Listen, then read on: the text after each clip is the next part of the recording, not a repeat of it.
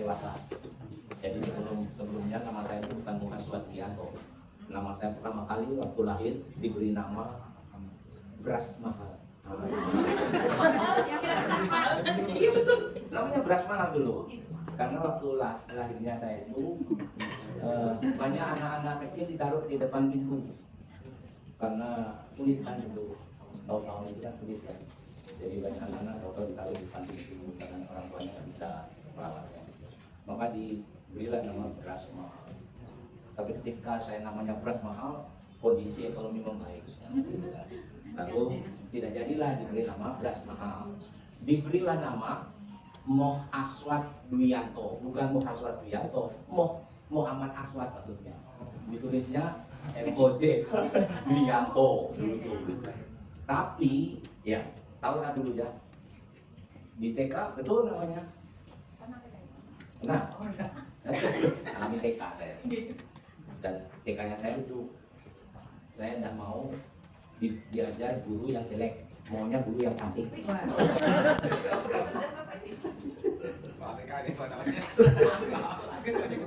Jadi apa namanya, TK masih, SD masih, mulai SMP berubah tuh namanya Muhaswat, SMP SMA Muhaswat. Ketika kok ini ke belakang kok jadi Muhaswat, akhirnya disesuaikanlah aktenya dirubah menjadi Muhaswat. Jadi nama saya akhirnya Muhaswat. Dan Muhaswat itu artinya lambang cinta kasih. Aswat kan diciumi orang banyak kan.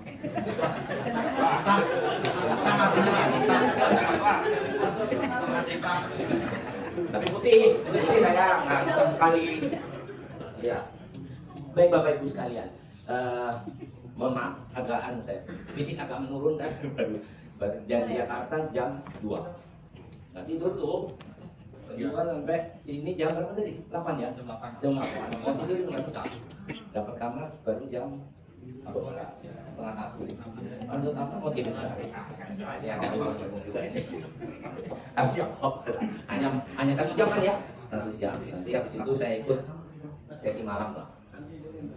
Jadi kita acaranya informasi umum dulu, lalu nanti modul 1 itu sore lah. Kalau nggak sore ya malam nanti modul 1 sampai 2 sampai 3 baru kita tutup. Itu Bapak Ibu sekalian. Dan kita hanya bermain nanti ya di modulnya nanti ada. Kalau ini materi formal. Saya diminta bicarakan soal apa namanya, soal media sosial dan integritas lah kaitannya dengan integritas. Itu tadi ya. Saya mantan pemeriksa. Ya, jadi dulu saya juga sering ke sini, tapi periksanya ke apa Unmul ya, Ustaz Muhammad sering di Balai kantor basar ya sini. Di bawah saya terakhir di bawah kantor basar, nanti satu Balai Pelestarian Kebudayaan. Dan lain ada ya, ada BPK, sama-sama BPK. Yang satu BPK Pemeriksa Keuangan, yang itu Balai Pelestarian. Saya tidak tahu kenapa diganti namanya menjadi BPK. Jadi itu saya banyak bergerak di audit, lama di audit, lama saya di audit. Terakhir saya sekarang jadi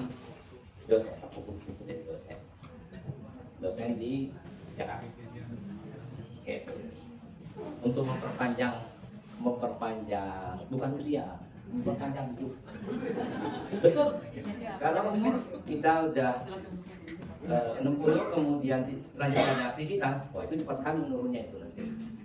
Dan hilang kontrol jalannya. Jadi dengan cara mengajar masih ketemu mahasiswa, masih dampingi siapa?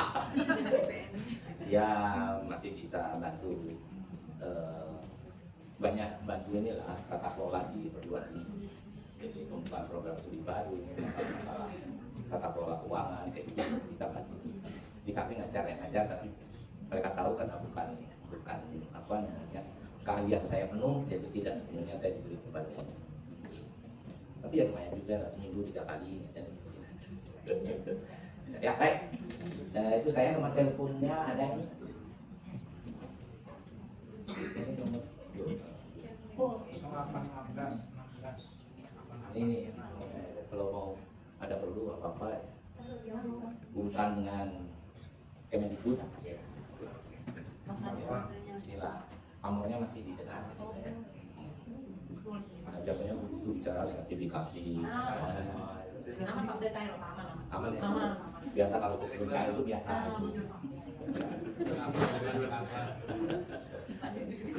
Ya baik, kita lanjut ya. Nah, saya diminta tadi judulnya soal media sosial, integritas, etos kerja dan apa namanya gotong royong misalnya. Tapi nanti di dalam pelatihannya kita banyak bicara tentang bagaimana bermedia sosial. Walaupun nanti saya singgung sedikit di sini betapa media sosial sebenarnya sesuatu yang bisa membawa kita pada hal-hal yang apa namanya malah tidak memberi manfaat bagi kita kalau kita tidak menggunakannya dengan baik. Maka itu dibutuhkan integritas tadi. Sebenarnya kuncinya soal integritas. Saya membawakan ada materi gotong royong dengan etos kerja karena tuntutan skenario. Baik, jadi penguatan karakter bangsa itu kan merupakan salah satu dari nawacita ya. Jadi apa namanya salah satu dari butir nawacita yang dikeluarkan oleh Presiden kita Joko Widodo waktu pertama kali menjadi apa namanya menjadi presiden.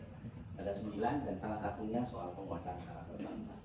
Dan untuk penguatan karakter bangsa ini maka ada sebuah program namanya Gerakan Nasional Revolusi Mental. Jadi ini bicara sebenarnya soal revolusi mental ini. Programnya ini programnya Menko PMK. Dan kalau Menko PMK bicaranya soal SDM ya.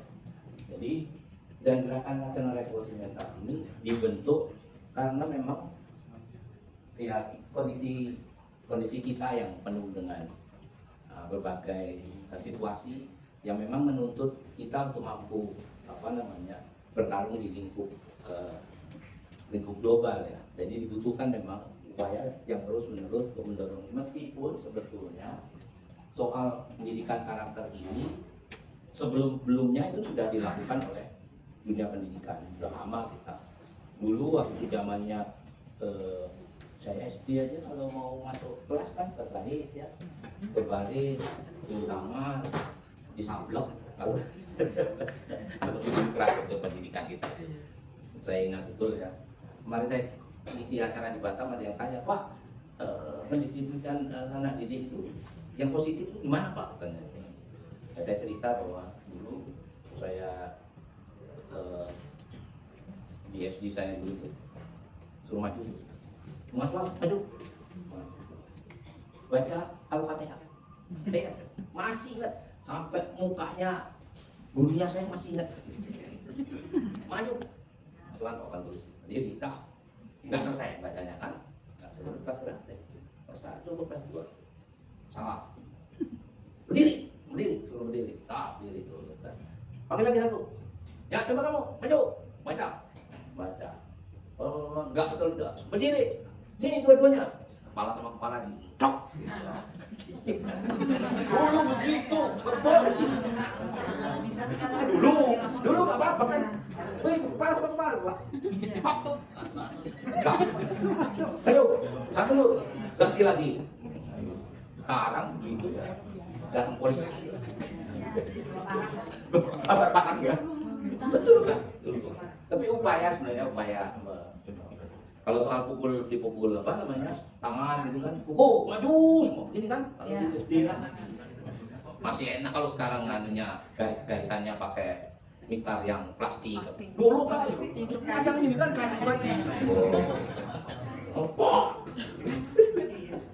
ya itu tapi sebenarnya apa upaya pendidikan karakter yang dari dulu sebenarnya sudah didorong. Kenapa dunia pendidikan menjadi tempat yang strategis? Karena memang dunia pendidikan itu punya apa namanya sistem, punya infrastruktur dan dukungan ekosistem yang di seluruh Indonesia, di seluruh negara kita ini, di ujung Sabang sampai Merauke ada. Maka memang upaya apa namanya penguatan karakter itu memang lewat pendidikan yang paling kuat. Meskipun memang tuntutan untuk apa namanya penguatan karakter bangsa itu ya tidak hanya lewat pendidikan, semua pihak terlibat, masyarakat terlibat, ya, dunia kerja terlibat. Tapi memang pendidikan ini sudah menjadi sejak lama sudah kita lakukan dalam upaya untuk mendorong pendidikan karakter kita. Oke, lanjut. Karena ini namanya apa namanya sponsornya dari sponsornya dari Muhajir. Ini anu nih apa bos tambang ya, bos tambang.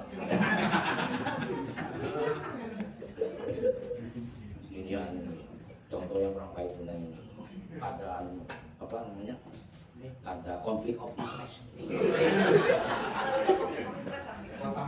Lah iya kalau bukan dari kamu aja nggak mungkin dikasih anggaran untuk pelatihan kan.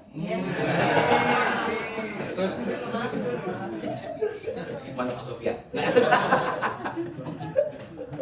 Ya, jadi beliau ini dulu pernah jadi menteri saya sebelum siapa namanya sebelum ya sebelum Anies sebelum Nadiem ya mudah-mudahan setelah Nadiem dari PP lagi lah gitu ya siapa sih nanti gitu ya.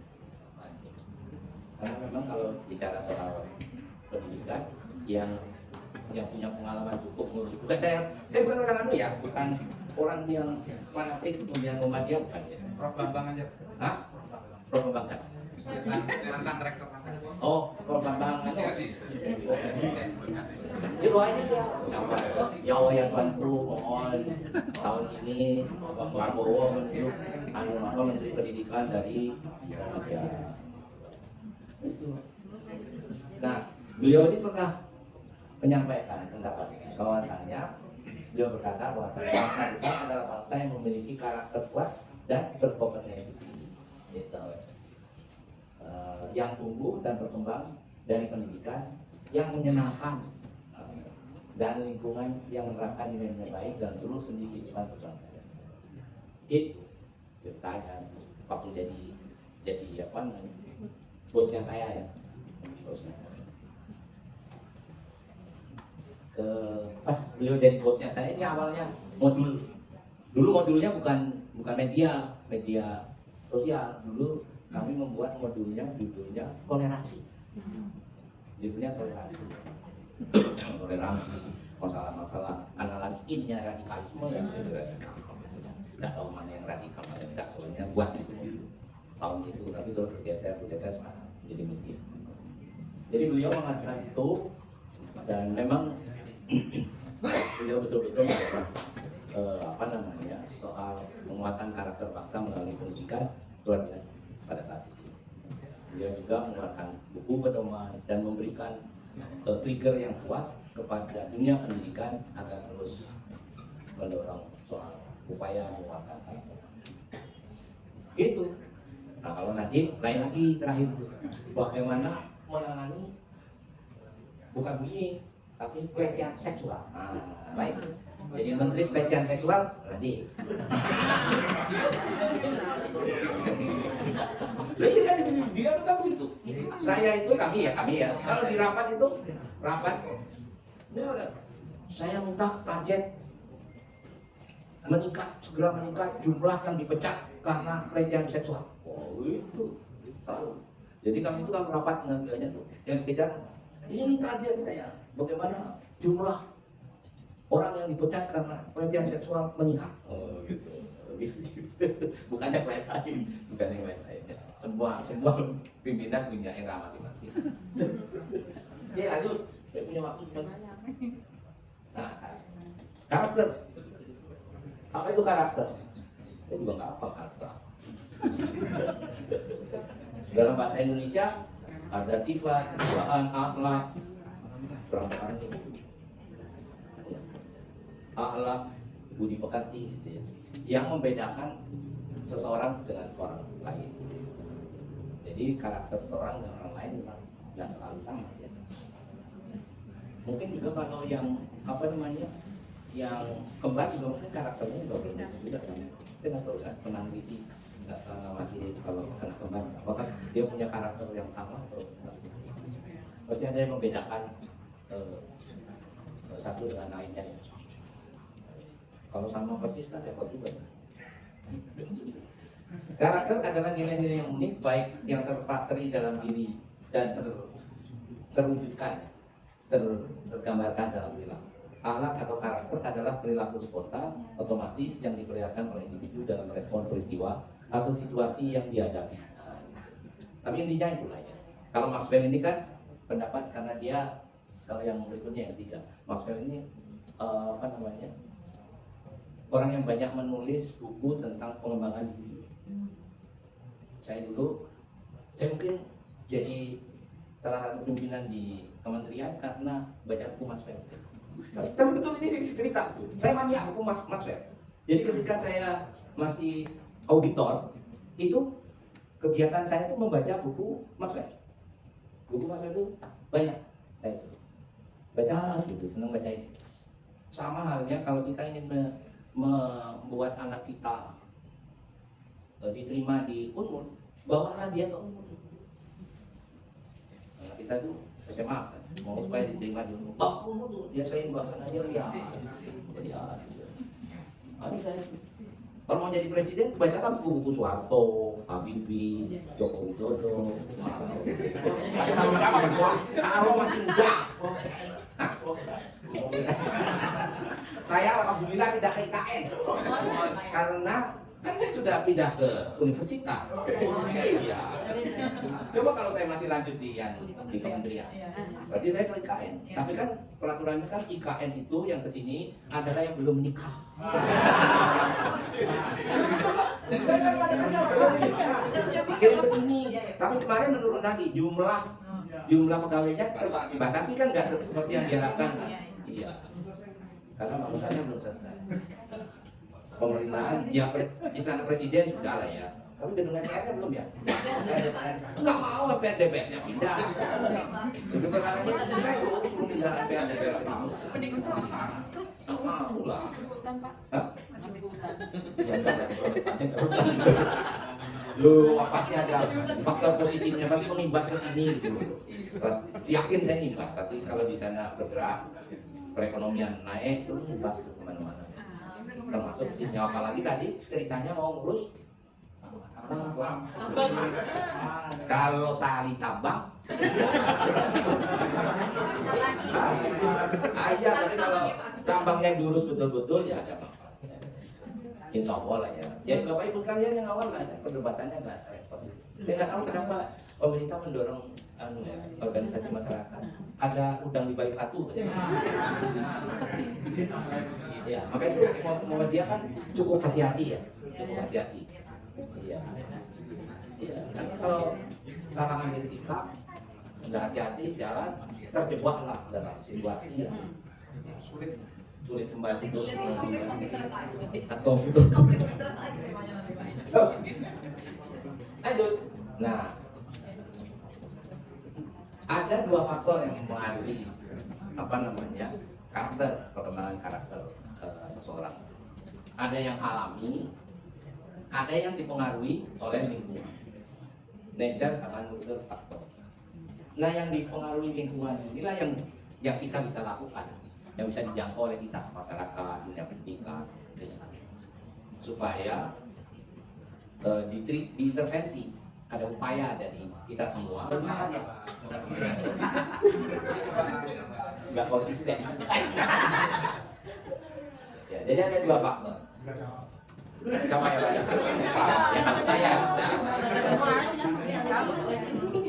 ada yang musafir, tapi kan Muhammadiyah mengajarkan tidak mempersulit ya. Musafir.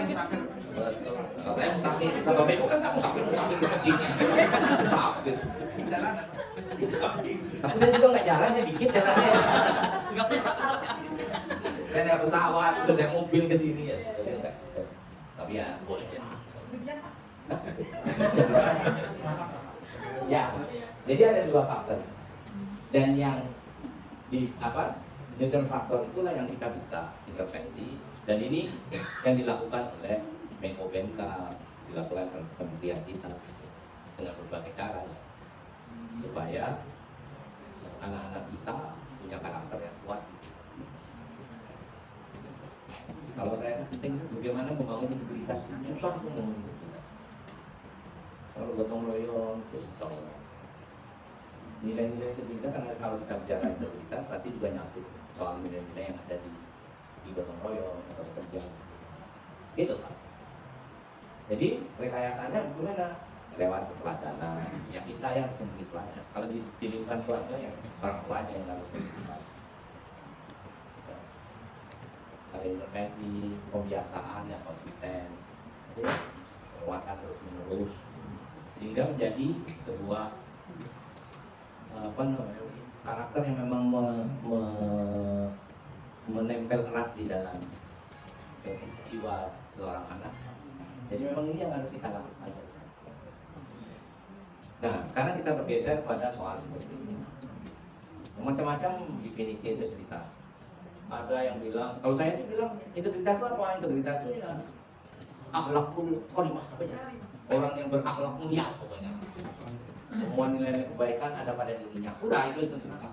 Dan dia bisa menerapkannya secara konsisten dalam kehidupannya. Ada juga yang mengatakan integritas itu antara apa yang diucapkan, perilakunya dia, gitu ya, itu sesuai dengan hati nuraninya. Karena diyakini hati nurani itu adalah kebenaran, nilai baik. Waktu ada ini kan kasus Vina, ikuti kasus Vina, oh jauhan ya. Nah, Jawa Barat itu rame. Kalau saya kan di Jawa Barat, saya di Depok. Wah itu kalau dengarkan hati nurani kami, jangan bicara seperti ini, bohong. Karena diyakini pasti nilai yang benarnya ada di dalam hati. Jadi kalau menurut pengamatan Bapak yang dekat di Bogor seperti apa?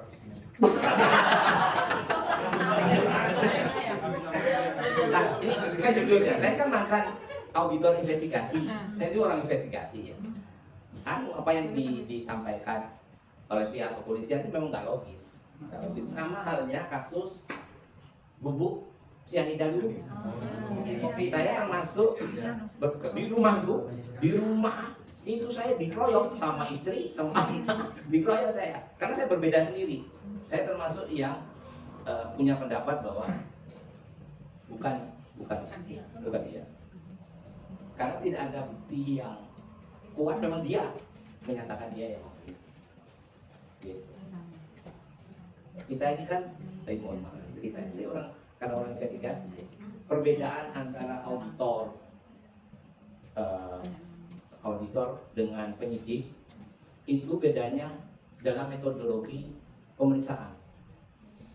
Penyidik itu menggunakan metodologi interogasi namanya. Kalau pemeriksa tidak. Meskipun ada juga pemeriksa yang kayak gitu, ada, tapi basicnya sudah enggak. Jadi kalau Bapak Ibu sudah pernah dia diperiksa kejaksaan atau Saya pernah datang ke kejaksaan. makanya begini, uangnya sudah dibagi-bagi sama ya, langsung nuduh gitu, nuduh dia langsung nuduh. Itu kalau yang nggak sabar, jengkel juga mau kita lempar sepatu aja. Betul, betul. Dan mereka begitu. Terus terang saya juga pernah diperiksa, ya. KPK malah, KPK. Ke Kemendikbud kan sudah ada kasus dulu kan, sampai lantai 8. Lantai 8 itu sudah pendidikan kalau di KPK. Mau jengkel itu, bikin jengkel selalu.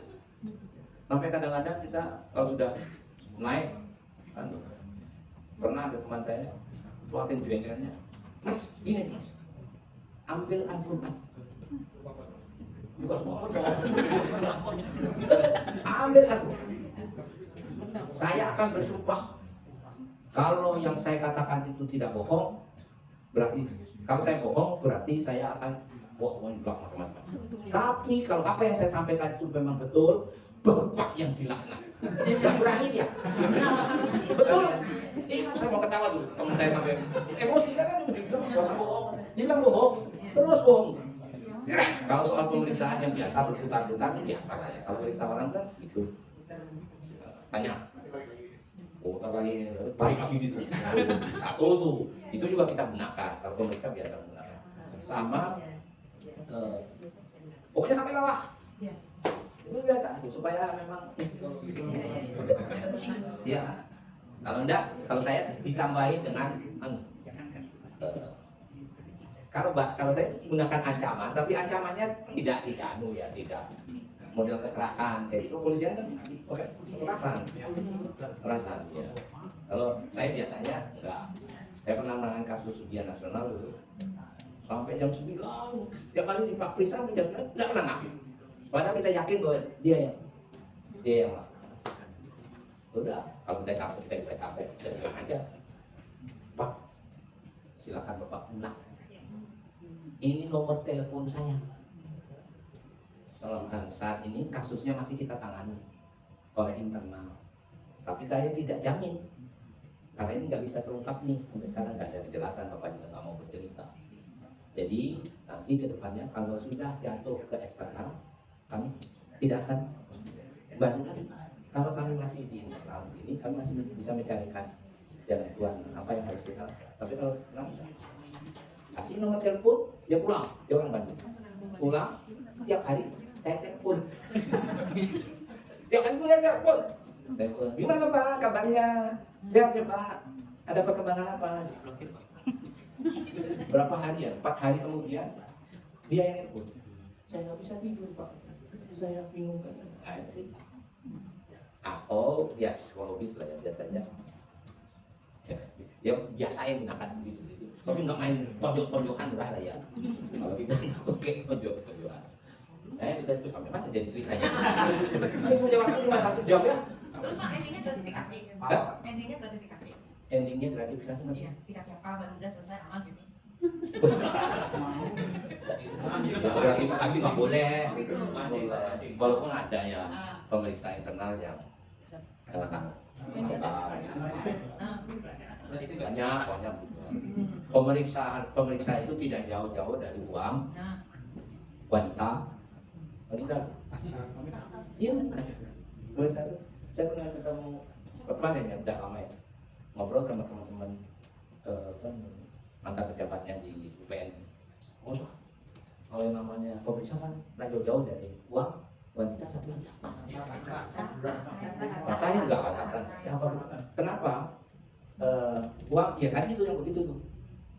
Itu kan menggoda itu ya, karena yang menggoda banyak orang. Kalau wanita kenapa? Mereka kalau periksa itu kan dulu ya. Dulu itu kalau pemeriksaan datang ke sini, zaman-zaman tahun 2000-an itu, saya pemeriksaan saya itu bisa 30 hari nggak pulang. Jadi 30 hari dalam sejarah kami pernah 30 hari. Kalau 30 hari kan sapi aja dibilang gadis manis. Jujur ya, jujur ya. Jadi gitu ya. Itu yang kan ya. Jadi masalah. Maka itu kemudian dibenahi turun dari 25 hari turun 15 hari terakhir kami menerapkannya itu hanya 10 hari standar 10 hari. Supaya dia pulang ketemu keluarganya dan tingkat perceraiannya tinggi pemeriksaan tinggi, dan perceraiannya tinggi. Jadi nanti kalau ada anak-anak mau jadi pemeriksa tanya dulu imannya kuat.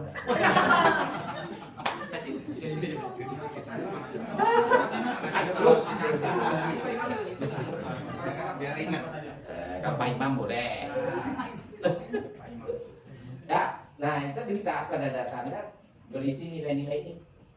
Ada sabar, ada jujur, ada adil. Ya pokoknya intinya nilai-nilai baik. Nah ini yang mestinya didorong, ditumbuhkan kepada anak didik kita lewat dunia pendidikan Al-Quran ya lewat bagaimana kita mendidik anak-anak kita. Tidak mencontek itu bisa dididik. Ya alhamdulillah ini bukan contoh saya. Anak saya itu pernah ngamuk di sekolah SMA ada karena dituduh nyontek. Marah dia keluar dan terus tidak mau masuk sekolah. Wah saya bingung juga. Saya tanya kenapa masalahnya? Masa orang gak nyontek dibilang kakak kan kalau papa kan tahu kakak itu dari kecil nggak pernah yang kayak gitu. Wah paksa aku mendamaikan anak sama gurunya. Iya, saya pernah pengalaman di SMA mendamaikan anak saya dengan gurunya. Saya temui gurunya, saya ceritakan, oh itu coba. Kenapa waktu itu kan kejadiannya seperti itu cerita. Akhirnya rujuk guru sama anak. Tapi itu bisa dibangun kayak gitu tuh, bisa dibangun.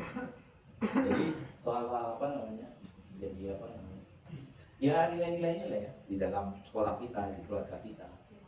Kalau di sekolah itu kalau kejujuran itu kan ada itu kantin ya kejujurannya. Nah, itu bagus tuh. Tekot. Nah, ini berarti ada yang tak jujur. Ya mesti dilihat di apa di dorong ya. Bapak gurunya ya sedikit lah berkorban dulu, pelan-pelan ya. Diberi nasihat. Kan tidak hanya di sekolah, di kantor saya itu ada itu apa namanya kerupuk kalau di rumah saya sih kerupuk sama jualan hasil-hasil mahasiswa ya. Mahasiswa kan belajar juga membuat bisnis itu kan dia buat usaha-usaha kecil. Nah ini taruh di meja. Bayar apa ada harganya bayar sendiri situ kita dah kembaliin. Memang harus dididik Pak, harus dicobain. Kalau enggak ya kalau nggak kasih CCTV, kelihatan juga ya kalau kecil. Bukan tambah malah jumlahnya, malah berkurang. Kalau nambah sih alhamdulillah. Nah ini lebih dong, salah dikembalikan, dan beramal itu kan bagus ya. Dan macam-macam cara yang bisa kita lakukan untuk menemukan nilai-nilai baik dari integritas. Saya lompat ke, nah integritas itu yang paling sulit di level 3 ini. Orang punya integritas, dia berada di dalam lingkungan yang tidak berintegritas, tapi dia bisa mengimbaskan nilai-nilai integritasnya kepada orang-orang yang tidak berintegritas.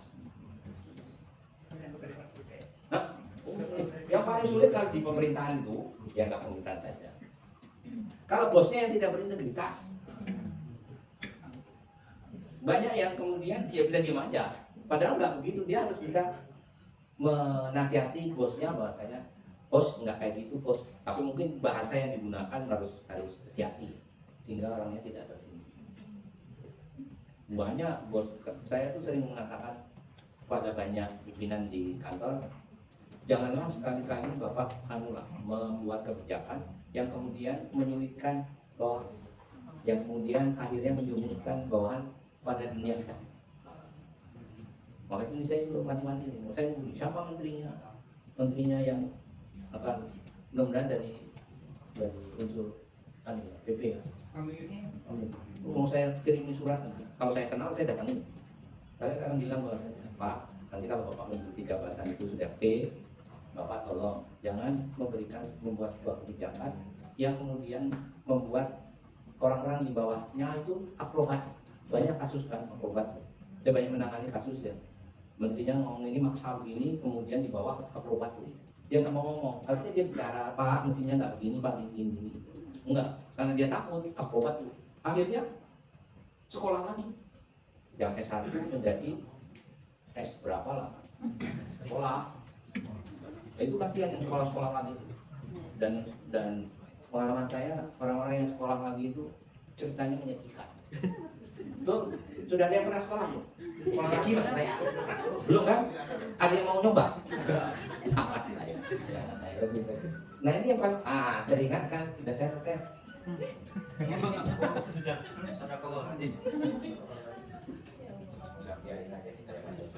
Ini namanya integritas Pak. Kawan saya juga senang di belakang. Yang di Pak bilang, Pak kalau perlu sampai malam aja kan. Enak aja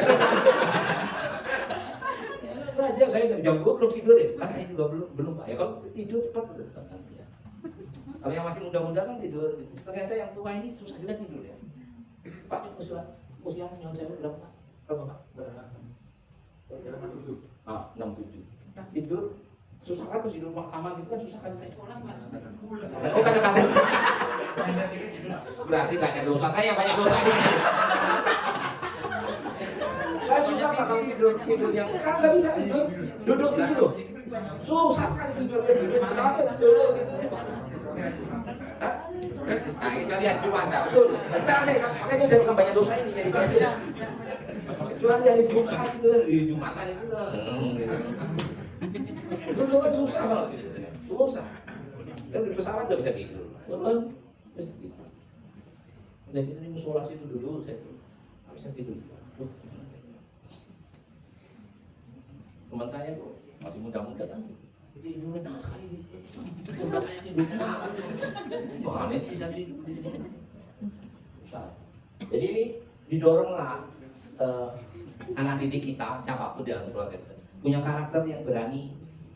Dia punya integritas, dia punya nilai-nilai baik, tapi dia juga punya peran untuk membawa lingkungannya berintegritas. Susah aja. Saya sendiri aja pusing kadang-kadang, bagaimana caranya memberitahu pimpinan saya supaya tidak gitu.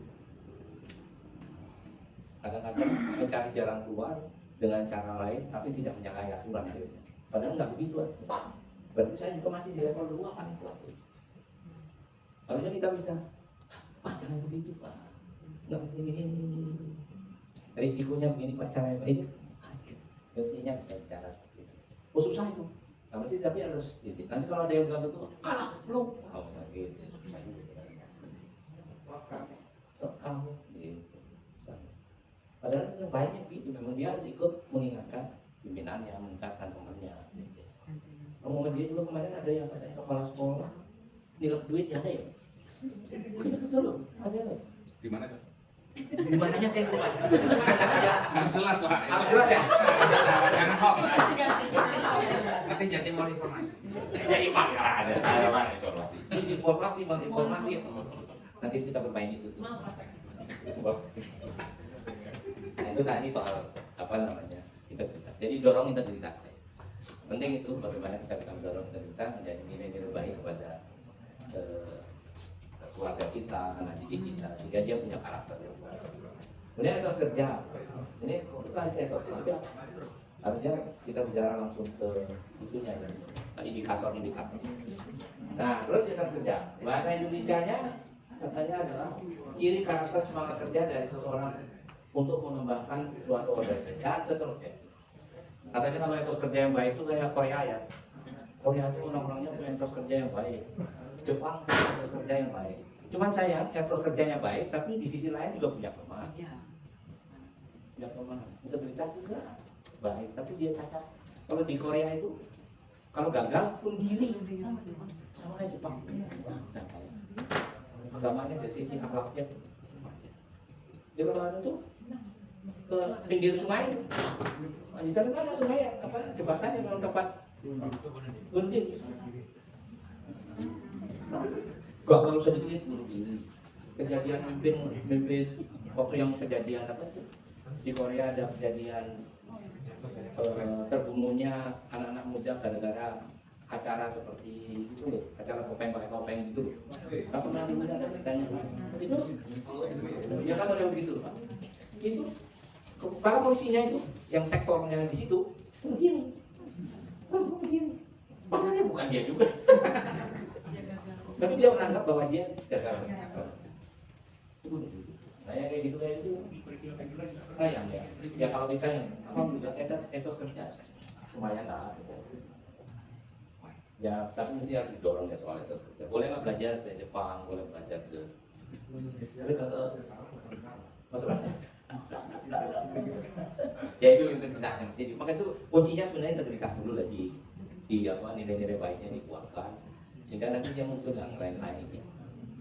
Termasuk nanti mestinya ada indikatornya dia loh.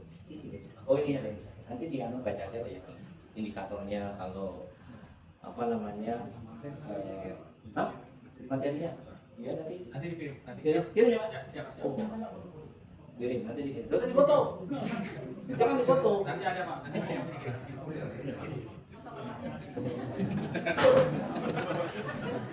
Jangan lagi. Tadi kan udah foto bareng-bareng. Tadi baru di belakang kelihatan kepala saya. Jadi itu nanti kerja ada juga apa namanya ini indikatornya ada kesadaran kerjaan baik, disiplin kerja, inisiatif, produktif itu. Di ciri-ciri orang punya etos kerja ya dia indikator. Gotong royong.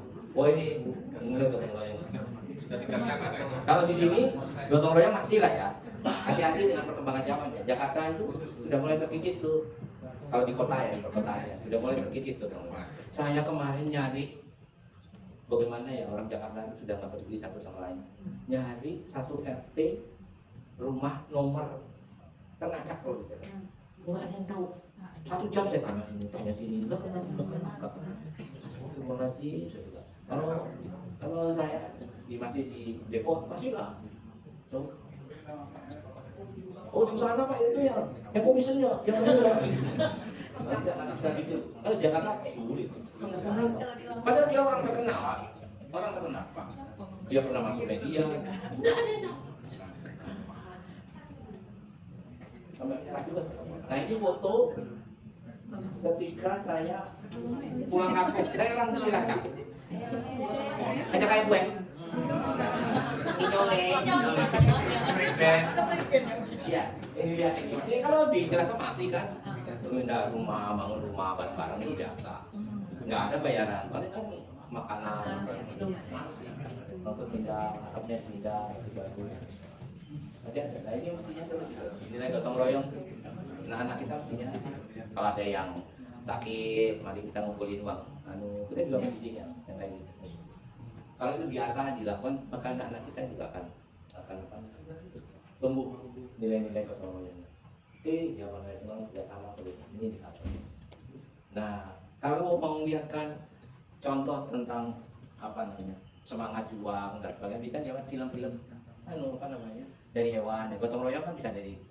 Biasanya anak-anak senang ya nonton itu udah tahu tapi jangan dikasih tahu dia nonton aja dia jadi tahu. Dan terus ini tentang apa tuh migrasi ikan salmon itu bagus tuh. Migrasi ikan salmon itu bagaimana mereka dari air tawar dulu ke laut, ketika dia mau bertelur ke air tawar lagi. Bayangkan dari laut ke air tawar itu kan melawan arus juga. Belum dia menghadapi banyak bahaya kan dalam perjalanan. Sampai di tempat dia bertelur terus habis mati dia. Ikhlas sekali. Makanya mahal Pak, Makanya mahal ya. Ikhlas. Makanya itu bisa dilihat tuh nilai-nilai yang ada di dalamnya.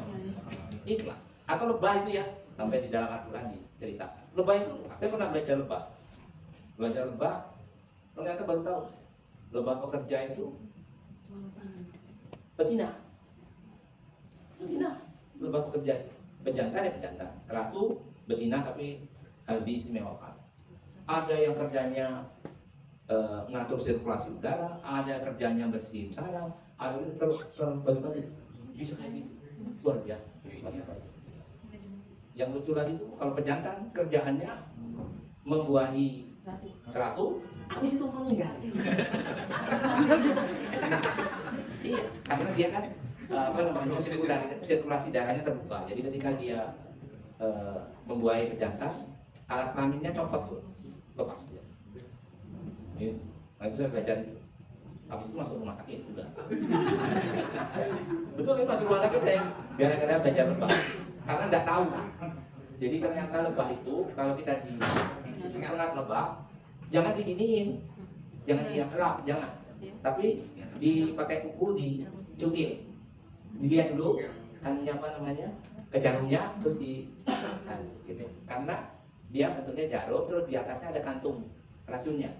Jadi kalau kita begini ada racunnya masuk ke tubuh kita. Dan saya termasuk ternyata tidak tahan terhadap racun. Demam saya. Masuk rumah sakit. Udah minta dituk lagi Pak. Suruh kapok sampai situ. Nah, sekarang media sosial, ini media sosial. Ciri-ciri media sosial ada. Tidak semua media yang ada itu masuk media sosial ya. Ada ciri-cirinya, karakteristiknya. Konten buatan yang guna, ada interaktif ya. Kemudian ada profil publiknya, ada koneksinya, ada umpan berita atau ini masanya, kayak gitu. Itu, oh ini baru masuk apa namanya media sosial. Jadi nggak semua masuk media sosial. Nah, ini ada tulisan bagus nanti silakan dibaca ya bahwa media sosial itu ternyata kalau tidak hati-hati banyak hal yang nggak bagus ya kalau nggak dimanfaatkan. Media sosial memanipulasi perilaku pengguna. Tuh, ya, dia ada algoritma yang dirancang untuk memaksimalkan keterlibatan. Kita kalau lihat di YouTube misalnya. Kita lihat YouTube apa misalnya? Cerita tentang Vina, misalnya gitu. Maka kalau kita buka YouTube lagi ada kasus Vina lagi di situ. Cerita Vina terus. Jadi dia langsung terbaca oleh sistemnya.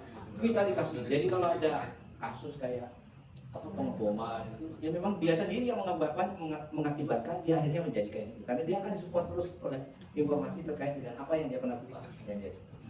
Jadi kalau kita lihat cerita misalnya pasar apa kasus apa di sini, nanti besok buka lagi itu lagi cerita tentang itu lagi, coba dia amati. Terus kemudian memperburuk ketegangan sosial, lain ya saya lihat. Saya dulu di auditor saya itu ada yang sampai kelahi gara-gara pakai begini. Sampai saat ini saya pusingnya, udahlah, jangan campurkan antara urusan yang kantor dengan kalau sudah pertarungan ribut soal apa pemilu, wah, nggak tambah.